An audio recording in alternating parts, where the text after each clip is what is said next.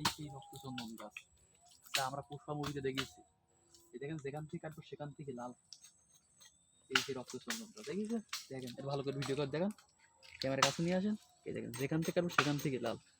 সুন্দরবনে গহীন ভিতরে চলে আসছি আমরা। আসার পরে অনেক খোঁজাখুঁজি পরে এই সেই রক্তচন্দন গাছ পাওয়া গেছে। এর বয়স হয়েছে মোটামুটি বছরখানিক বয়স হয়েছে। দেখেছেন গাছটা? দেখেন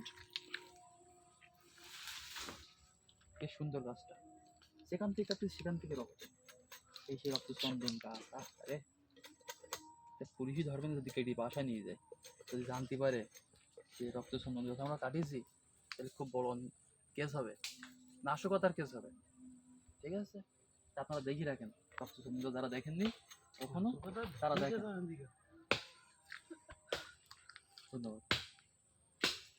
দিছি ভিডিও একটু পানি নিয়েছো, আমি ভিডিও